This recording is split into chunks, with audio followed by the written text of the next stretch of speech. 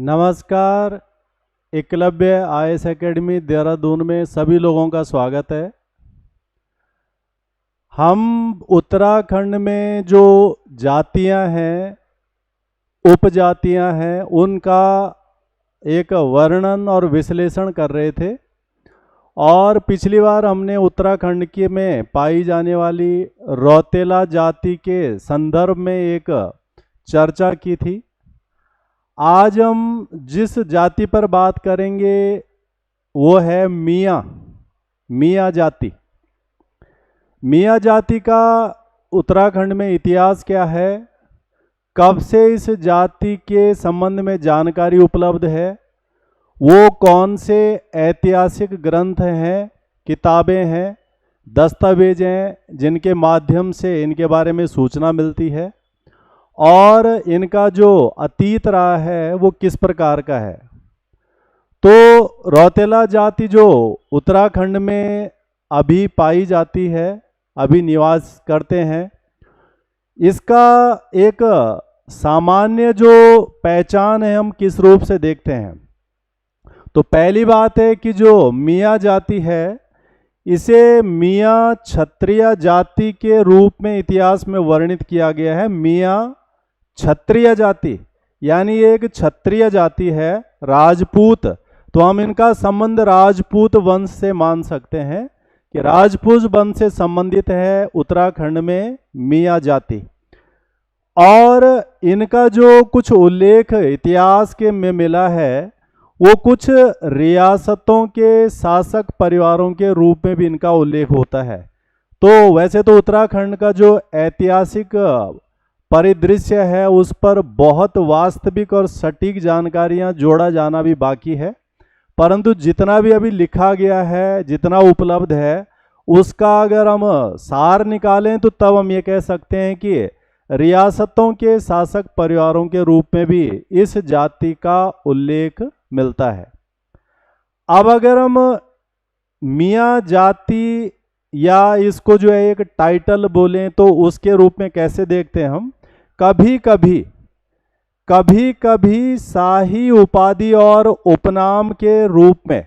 शाही उपाधि का तात्पर्य ये हुआ कि जो शासक होते थे पीछे, विशेष रूप से भारत में जैसे मुगलों का शासन रहा है, तो उस दौर में उन्होंने जो है उपाधियां देते थे। यानी वो राजपूत है पहले से है, क्षत्रिय है पहले से है, परंतु उसी राजपूत को कोई उपाधि दी जा सकती थी। जैसे उत्तराखंड के जो गढ़वाल क्षेत्र के जो पंवार शासक थे, परमार शासक थे, उन्हें शाह की उपाधि दी गई थी, और इसलिए फिर इनके नाम के साथ में आज की डेट में हम शाह भी सुनते हैं, कीर्ति शाह, नरेंद्र शाह। तो ये जो उपाधि थी ये पंवार शासकों को भारत में जिस समय दिल्ली सल्तनत चलती थी, तो दिल्ली सल्तनत के समय पर अंतिम एक वंश था लोधी वंश, उस वंश के शासकों के द्वारा की उपाधि दी गई थी शाह की। ऐसा ही उल्लेख इस मियाँ जाति के साथ में भी है कि कभी कभी इन्हें राजपूत के अलावा शाही उपाधि दी गई थी मियाँ की, या फिर उपनाम था ये जिसको हम सरनेम तरह के बोलते हैं। और कहाँ के लोगों के लिए था, हिमालयी क्षेत्र में, जहाँ पर सम्राट जहांगीर द्वारा ये उपाधि ऐसे राज परिवार या क्षत्रिय परिवार के लोगों को दी गई थी। तो भारत में मुगल साम्राज्य का एक दौर रहा है, और मुगल साम्राज्य ने भारत में लगभग 1526 से लेकर के 1857 ईस्वी तक शासन किया। इन्हीं में से जो है एक शासक था जहांगीर, और जहांगीर ने जो है भारत में 1605 से लेकर के 1627 ईस्वी के आसपास में शासन किया।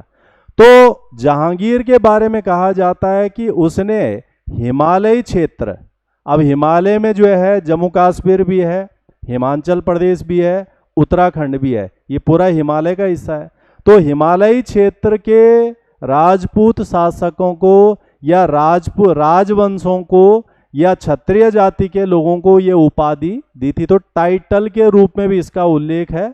वो एग्जैक्ट क्या है हम उसमें बात नहीं करना चाह रहे हैं, परंतु ऐसा भी इतिहास में जानकारी मिलती है इस परिप्रेक्ष्य में।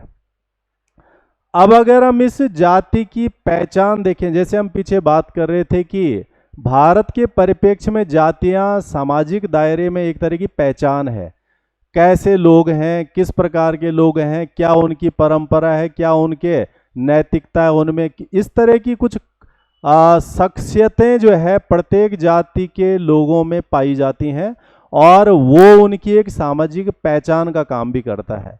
तो इनकी जो सामाजिक पहचान देखी जाती है कि एक तो ये जो है जमीनों के स्वामित्व वाले थे, यानी जमींदारों के रूप में भी इनकी भूमिका देखी जाती थी, और सैन्य सेवा यानी योद्धाओं के रूप में भी इन लोगों ने कार्य किया होगा।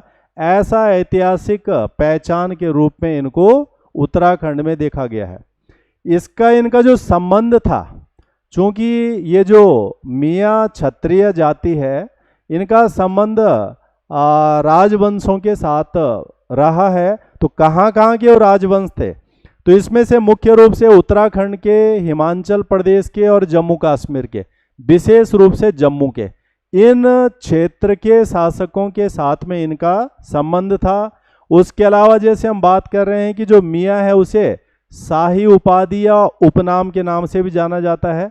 और अब तो खैर भारत में उपाधि नहीं दी जा सकती है, न ली जा सकती है, क्योंकि अब हमारे संविधान में प्रतिबंधित हो गया है। पहले ये चलन खूब था, उपाधियों को देना, टाइटल्स को देना, ये सारा जो है अंग्रेजों के शासन के दौर में भी लगातार बना रहा।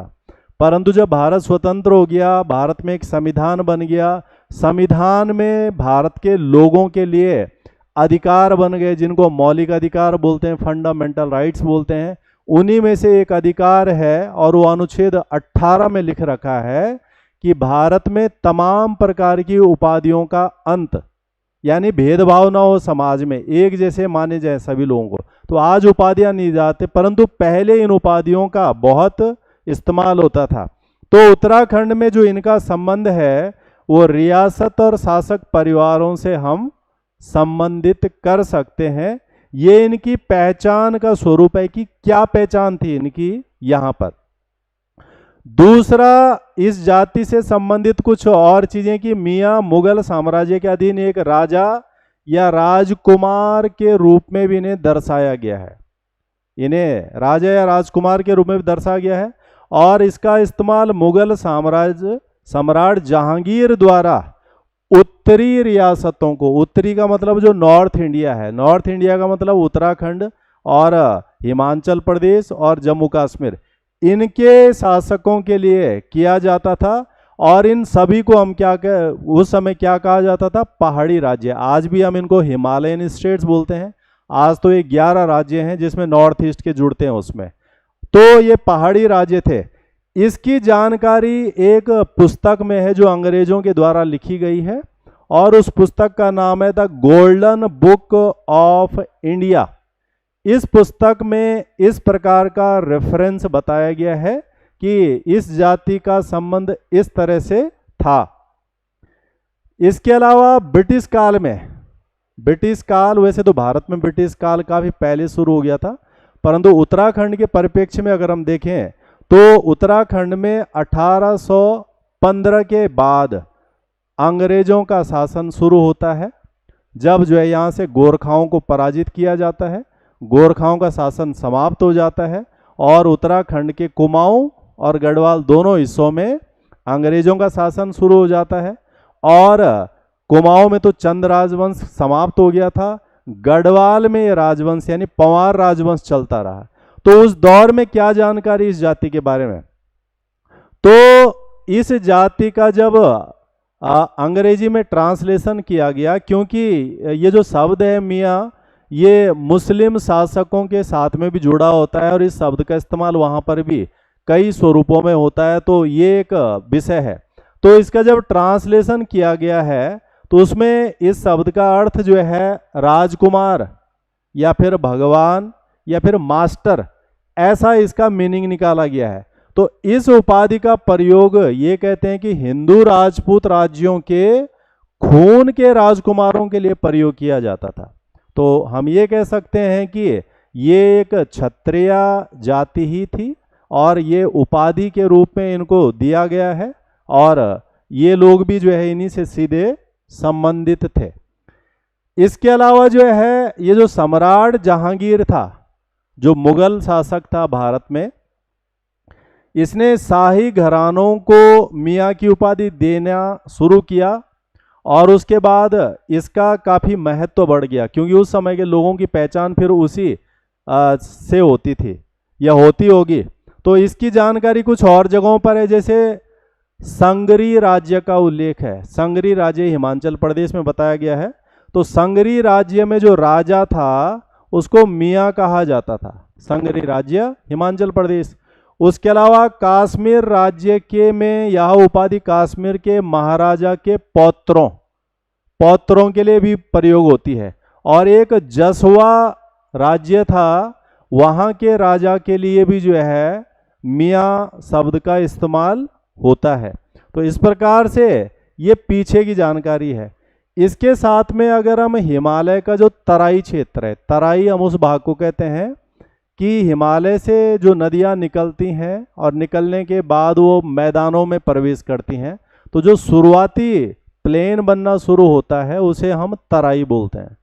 तो तराई हिस्से में भी इसका एक संबंध है, और यह है जसरोटा साम्राज्य। ये जो जसरोटा राज्य है ये जम्मू में बताया गया है, और इसका उल्लेख 1064 से लेकर 1815 के बीच है, जसरोटा। और कई सारे जो है जो मियाँ जाति के लोग हैं जसरोटिया का भी इस्तेमाल करते हैं।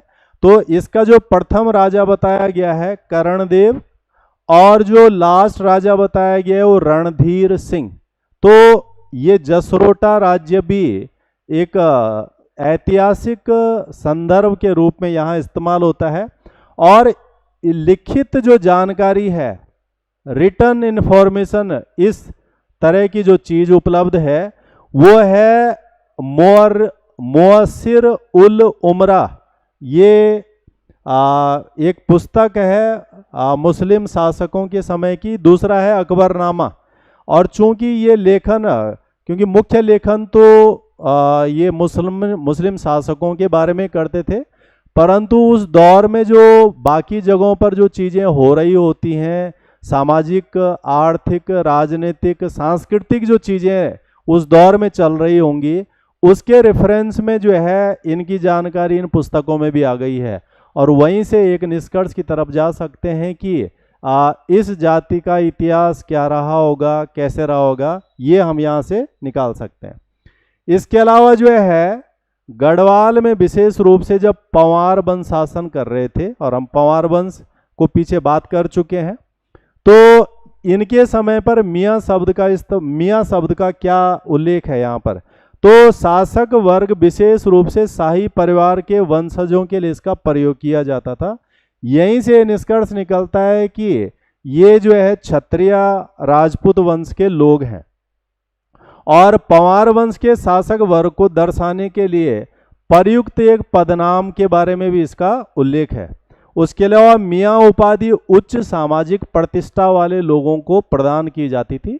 यानी राजपूत तो बहुत सारे होंगे, परंतु उसमें से भी जो एक सामाजिक प्रतिष्ठा जिनकी अलग ढंग की होती होगी, कोई विशेष क्षमताएं वो प्रदर्शित करते होंगे, तो उन लोगों के लिए इनका इस्तेमाल जो है किया जाता था।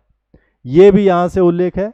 इसके अलावा उत्तराखंड में जो ये जो जातियों का इतिहास है, इनका क्या क्या, क्योंकि ये बहुत जटिल विषय है, पीछे के इतिहास को जानना जो बहुत ज़्यादा व्यवस्थित लिखा हुआ नहीं रहता है, तो कुछ पीछे के जो उस दौर के जो है महान लोग रहे होंगे जिन्होंने काफ़ी अध्ययन किया और फिर इन चीज़ों को जानकारियों के रूप में दिया है, उन लोगों के में पहले महत्वपूर्ण व्यक्ति हैं गढ़वाल का इतिहास लिखने वाले व्यक्ति।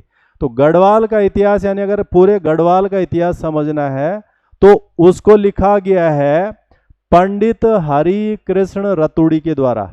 पंडित हरि कृष्ण रतुड़ी ये जो है वजीर थे, और पंवार वंश जो गढ़वाल में चला और अंत 1949 तक गढ़वाल में रहा, वहीं पर थे पंडित हरि कृष्ण रतुड़ी एक वजीर के रूप में। बाद में वो सलाहकार भी बने थे। और किसके समय पर थे?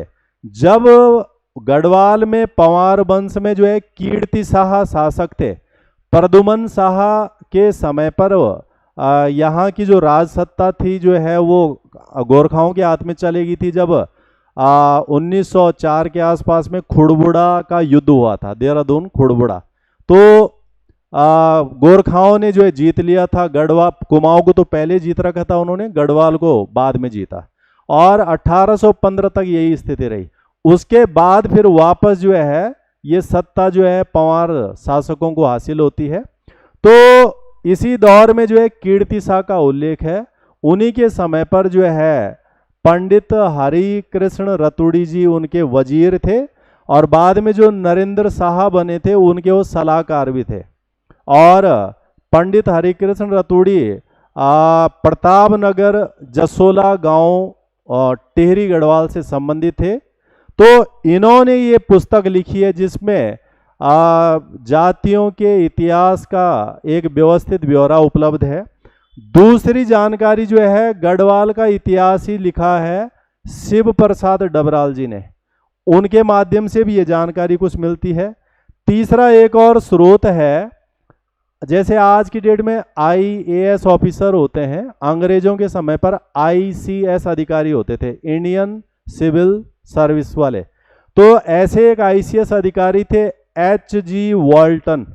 इन्होंने जो है गढ़वाल हिमालय गजेटियर लिखा है, इसमें भी उन्होंने जातियों के बारे में इसका विवरण दिया है। तो हम कुल मिला के ये निष्कर्ष निकाल सकते हैं कि मियाँ एक क्षत्रिय जाति है। इसका इतिहास भी लगभग वही हजारों साल पुराना है जितना जो है यहाँ पर राजवंशों का है।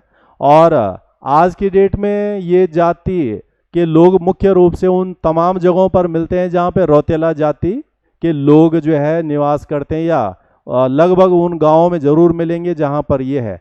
और इनके जो रीति रिवाज परंपराएं हैं वो भी उसी प्रकार की हैं जैसे क्षत्रिय राजपूत रौतेला जाति की होते हैं। तो ये इतिहास है उत्तराखंड में मियाँ जाति का। इसके अलावा भी कई सारी और चीज़ें होंगी। इसी प्रकार से उत्तराखंड की बाकी जातियों का भी अपना कोई एक इतिहास है, अपना उनका एक अतीत है, अपना उनका एक विशेषता है। और ये तमाम विशेषताएं सभी लोगों को, नई पीढ़ियों को, हमारी सामाजिक व्यवस्था को, हमारे सामाजिक स्वरूप को पता होना चाहिए, ताकि हम इन चीज़ों का लाभ लेकर के और आगे बेहतर कार्य अपने विकास, अपने सामाजिक और तमाम प्रकार के डेवलपमेंट में कर सकें। तो आज इतना ही रखते हैं। नमस्कार।